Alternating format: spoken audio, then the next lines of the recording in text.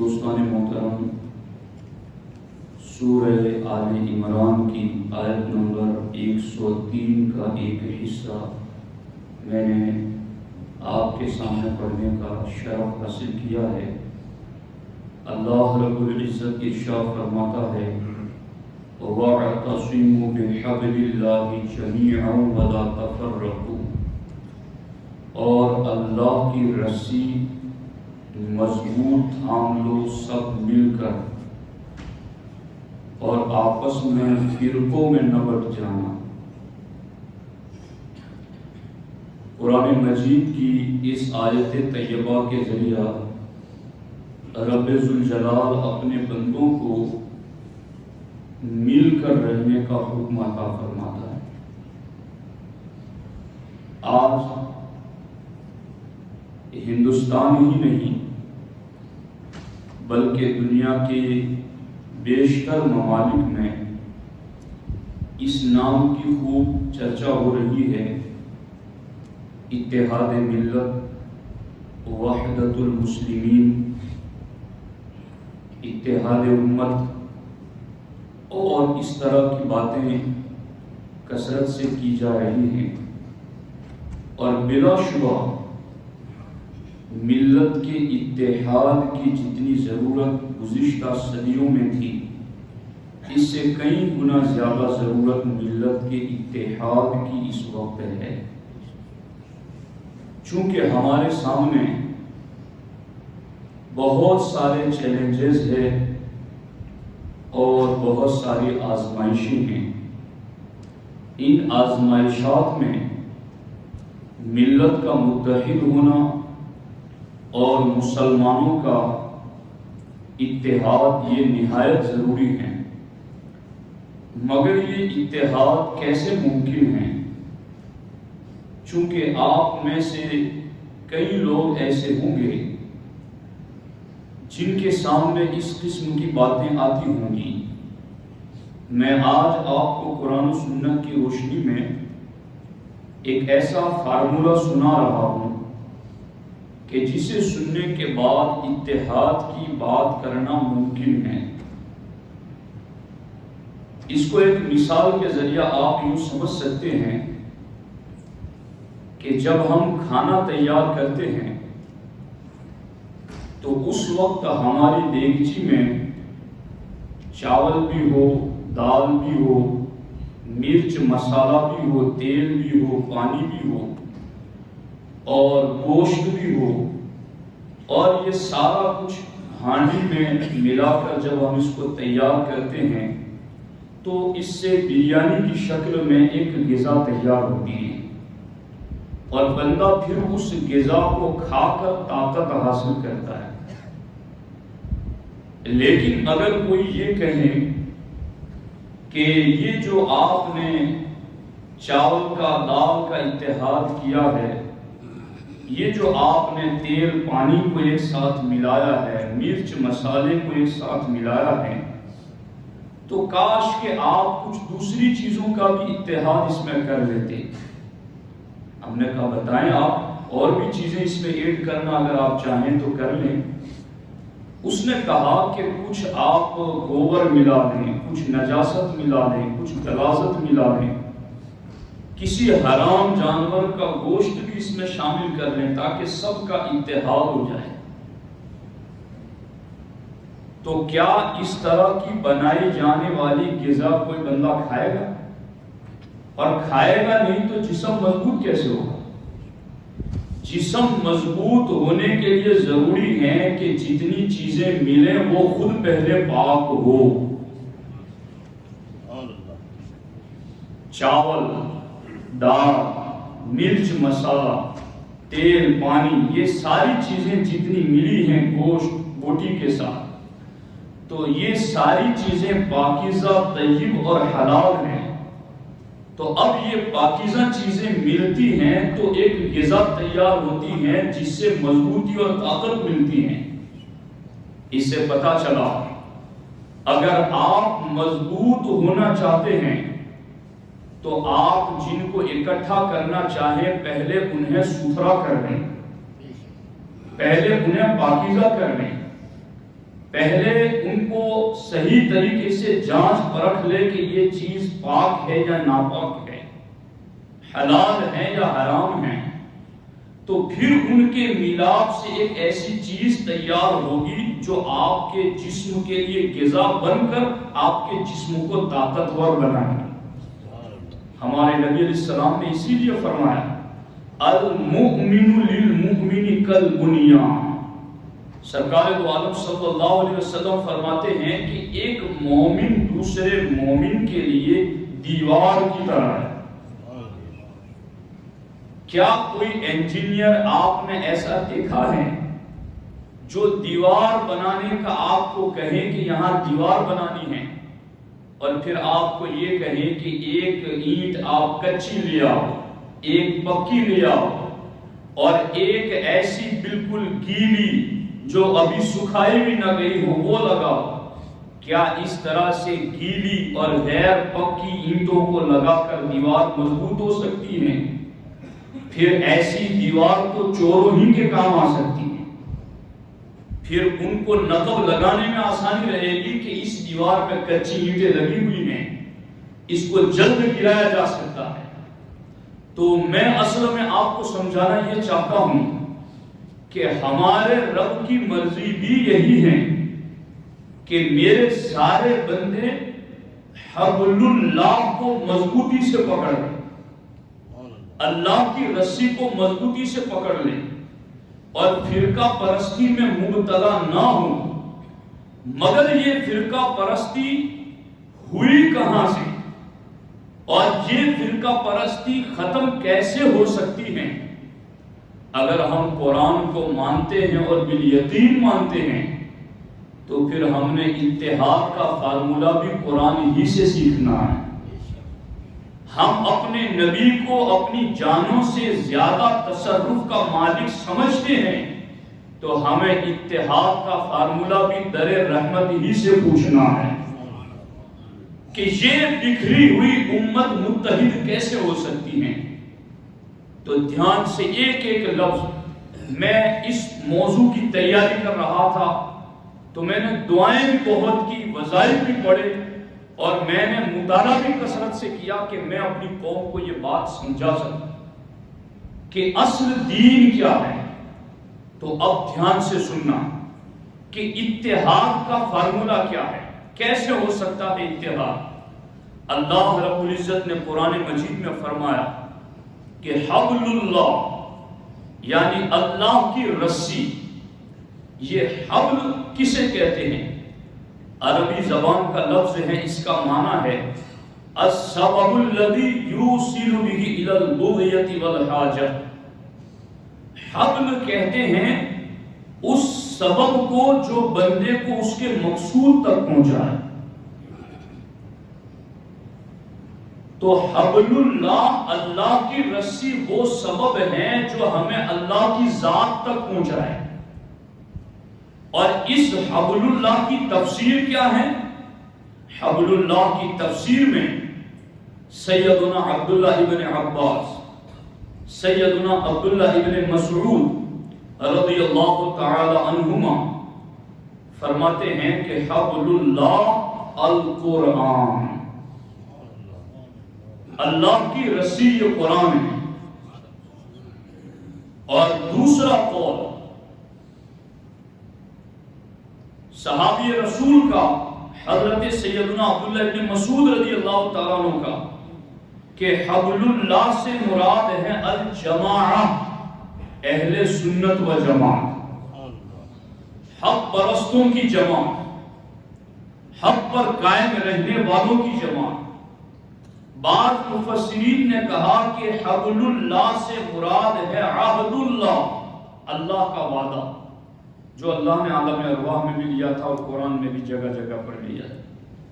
تو اس کا کیا مطلب ہے؟ اور بعض مفسرین نے حبل اللہ کی تفسیر میں اسلام ذکر کیا ہے، یعنی حبل اللہ سے مراد آپ قرآن لیں، حبل اللہ سے مراد آپ اسلام لیں، حبل اللہ سے مراد آپ جماعت اہل سنت لیں، حبل اللہ سے مراد آپ اللہ کا عہد اور وعدہ لیں، اللہ فرماتا ہے اے میرے بندو تم سب کے سب مل کر کے اس اللہ کی رسی کو یعنی پورے قرآن کو پورے دین کو اللہ کے ہر وعدے کو اور پورے اسلام کو تم سب کے سب مل کر مضبوطی سے پکڑ لو تمہارا اتحاد ہو جائے گا. اور ولا تفرقوا تم فرقہ پرستی میں مبتلا نہ ہونا کما افترقت الیہود والنصارى فی ادیانہم جس طریقے سے یہود و نصارہ فرقوں میں بڑھ گئے. اور ہمارے نبی علیہ الصلوۃ والسلام نے اس مقام پر فرمایا جامع ترمذی کی بھی حدیث ہے اور اس کے علاوہ یہ حدیث مبارکہ مختلف مقامات پر شارحین نے اس کو ذکر فرمایا ہے. ہمارے نبی حضور سید عالم صلی اللہ تعالی علیہ وسلم نے ارشاد فرمایا کہ یہود اور نصارہ یہ 72 فرقوں میں بڑھ گئے اور میری امت 73 فرقوں میں بڑھ جائیں اور ان 73 میں سے کلہم فی النار الا واحدہ. یہ اگر فرقہ پرستی کی بات کرنا کہ فلاں فرقہ غلط ہے اور آپ کو نشاندہی کر کے گڑھا بتانا کہ اس گڑھے میں گرو گے تو پاؤں نہیں ایمان ٹوٹ جائے گا، یہ رحمت للعالمین نبی نے ہم پر رحمت کرتے ہوئے پہلے ہی بتا دیا کہ یہ حالات تمہارے سامنے پیش آئیں گے. اب ہمیں قرآن بھی کہتا ہے کہ وَلَا تَفَرَّقُوا تم فرقوں میں نہ بٹنا، اور قرآن نے فرقوں میں نہ بٹنے کے لیے ہمیں طریقہ بتایا کہ تم حبل اللہ کو سب کے سب مل کر پکڑ لو، پورے دین کو پورے اسلام کو پورے قرآن کو اللہ کے تمام باتوں کو تم مضبوطی کے ساتھ پکڑ لو تو تمہارے اندر اتحاد ہو جائے گا. اب یہ اتحاد سرکار کی حیات ظاہری میں تو سارے صحابہ متحد، ان کے بعد پھر اتحاد، مگر یہ امت میں اختلاف پیدا کیسے ہوا؟ تو اس کی بڑی پیاری اور لذیذ تفسیر اور بڑا اہم نکتہ جس کو اہل علم خوب اچھی طرح سمجھ سکتے ہیں، علامہ قاضی ثناء اللہ پانی پتی علیہ الرحمن نے تفسیر مظہری میں ذکر فرمایا. انہوں نے فرمایا کہ یہ جو جمیعاً ہے اصول کی گرامر کی بات مگر سن لی، فرماتے یہ جو اللہ نے فرمایا ہے جمیعاً کہ تم سب کے سب مل کے پکڑ لو، تو آپ فرماتے اعتصموا کہ فاعل سے جمیعاً حال بن رہا ہے، یعنی اس صورت کے اندر معنی یہ ہوگا کہ تم سب مضبوطی کے ساتھ پکڑنے میں اکٹھے ہو، یعنی تم کتاب اللہ کی تفسیر اور تعویل کرتے وقت اس چیز کو اپناؤ جس پر امت کا اجماع ہے. یہ خاص بات ہے، اگر آپ کے کان اور دل کھلے تو میں یہ آپ کو سمجھانا چاہتا ہوں. یعنی وَاعْتَصِمُوا بِحَبْلِ اللَّهِ جَمِيعًا، اللہ کی رسی کیا کیا چیزیں میں بتا چکا آپ کو تفسیر کی روشنی میں. اب وہ فرماتے ہیں جمیعاً کا معنی یہ ہے کہ تم سب مل کر اللہ کی رسی کو اس طرح سے پکڑو کہ جو امت نے قرآن کا مطلب، حدیث کا مطلب، اللہ رسول فرشتے عقیدوں کے بارے میں جو عقائد قرآن نے حدیث نے بیان کیے اور اس پر امت کا جو اجماع ہے، تم اس اجماع کے پابند ہو جاؤ تو تمہارا اتحاد ہو جائے گا. اب یہ فرقے کہاں سے نکلے؟ میں آپ کو صرف مثال کے طور پر یہ بات سنا رہا ہوں، دھیان سے سننا، کہ ایک ہے حضرت سیدنا ابو بکر صدیق رضی اللہ تعالیٰ عنہ کا پوری امت میں افضل ہونا، اس پر 1,20,000 سے زیادہ صحابہ کا اجماع ہے.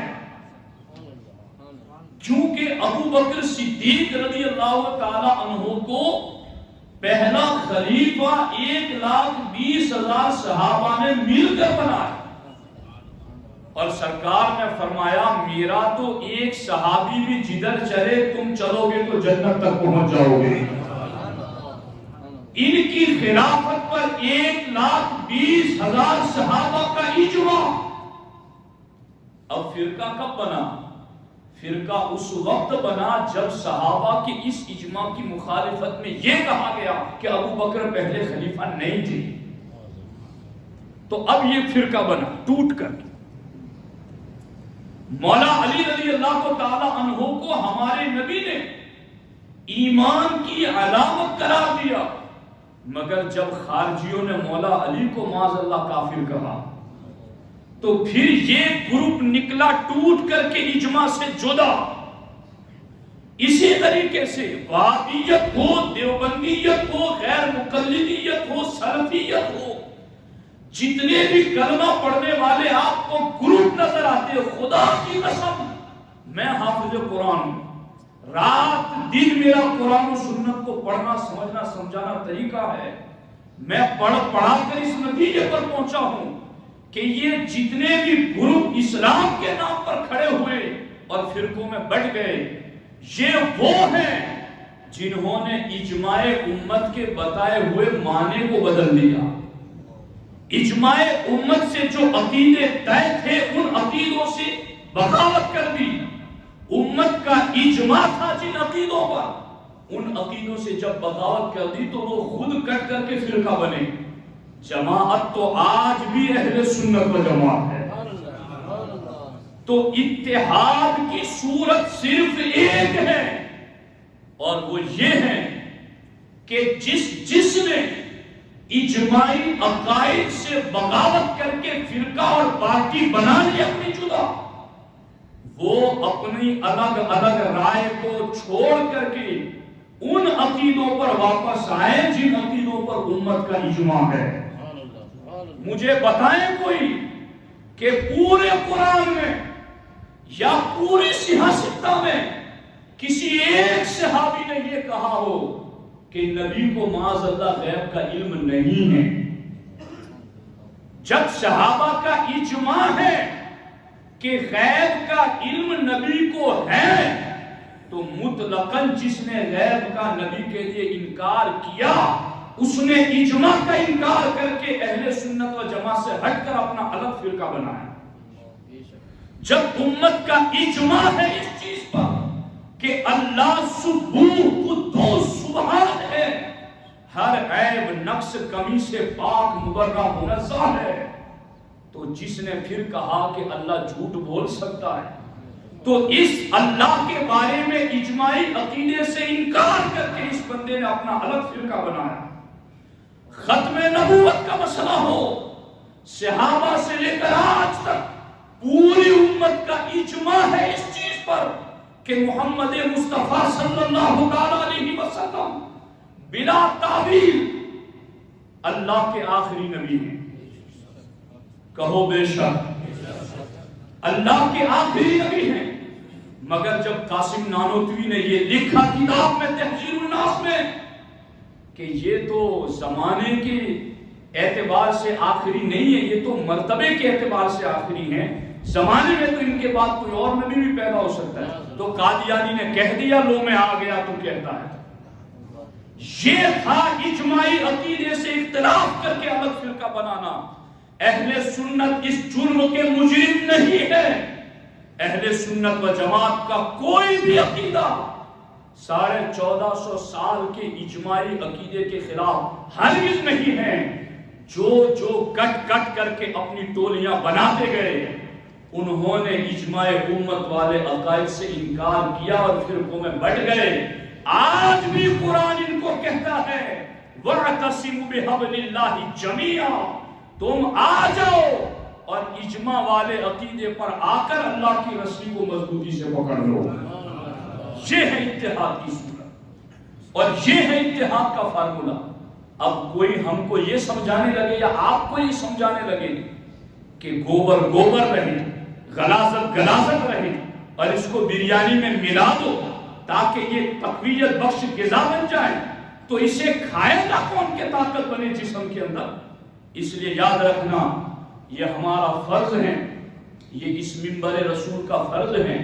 میں یہاں کسی کو ایسا نہیں پاتا کہ کسی کو میں نے سنا ہو اور میں یہ بات کر رہا ہوں، لیکن حالات پر نظر رکھنا یہ بھی دین کے ذمہ دار کی ذمہ داری ہے۔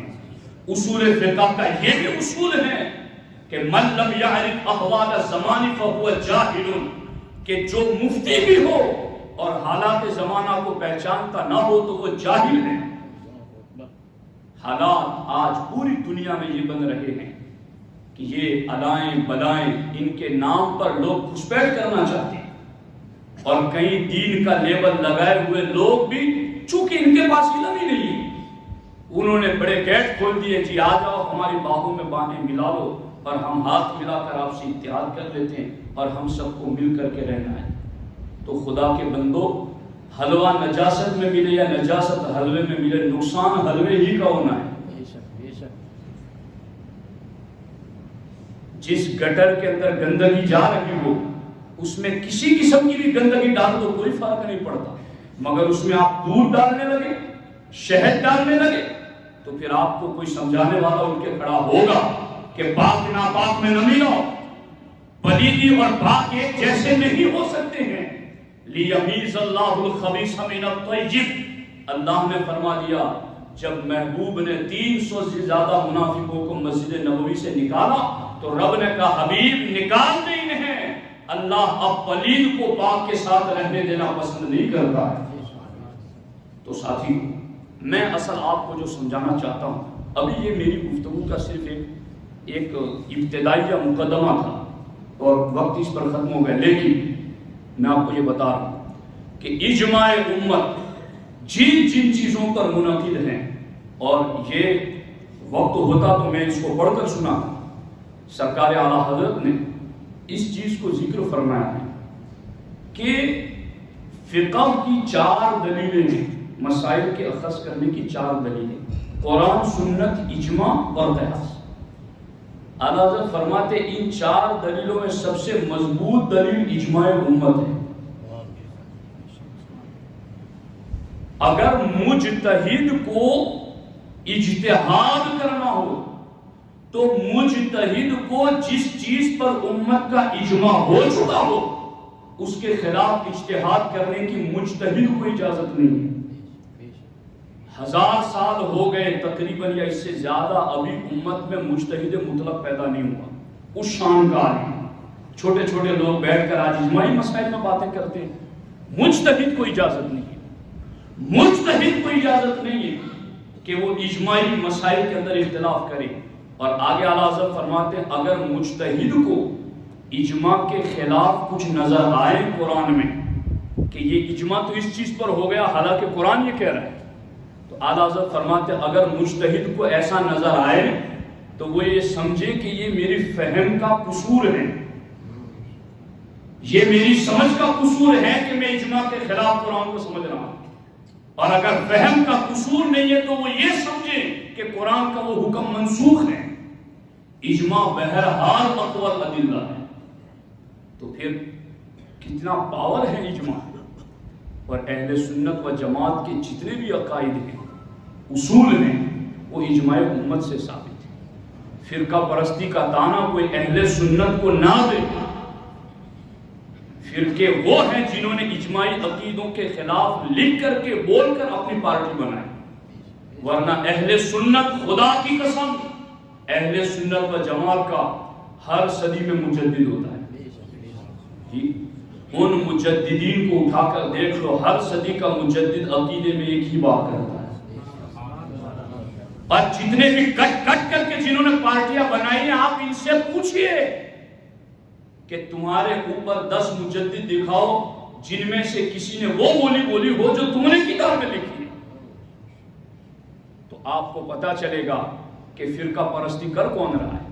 یہ تو وہی ہوا نا، چے دزد دلاور بکف چراغ دار، چور میں کتنا نڈر ہے کہ چوری بھی کر رہا ہے اور لالٹین بھی ساتھ میں رکھتا ہے تاکہ کوئی اس پر چوری کا الزام لگائے تو کہیں کہ میں تو لالٹین لے کے گھوم رہا ہوں، ٹارچ لے کے گھوم رہا ہوں، میں چور ہوتا تو میں تو اندھیرے میں چلتا۔ فرقے کا تانا وہ دے رہا ہے جو خود فرقہ بنا ہوا ہے۔ اہل سنت و جماعت ہر دور میں اسلام کی غالب اکثریت رہی ہے، اور ایک فرد بھی اگر ہوگا اہل سنت کا تو وہ بھی جماعت ہے، اس لیے کہ وہ جماعت کا نمائندہ ہے، وہ جماعت اجماع والے عقائد کا وہ پاسبان ہے اور انہی عقائد کو آگے پھیلاتا ہے۔ تو میں نے آپ کو صرف ایک ٹیسٹ دیا ہے آج کہ یہ فرقے بنتے کیسے ہیں۔ اجماعی عقائد کے جنہوں نے اختلاف کیا اس کا الگ فرقہ بنتا چلا گیا۔ ہم اہل سنت و جماعت ہیں، اس لیے ہمارے عقائد وہی ہیں جو دور صحابہ سے لے کر آج تک جس پر امت کا اجماع ہے۔ اللہ کریم اسی پر ہمیں زندہ رکھے اور اسی پر ہمیں حسن خاتمہ نصیب فرمائے۔ السلام علیکم۔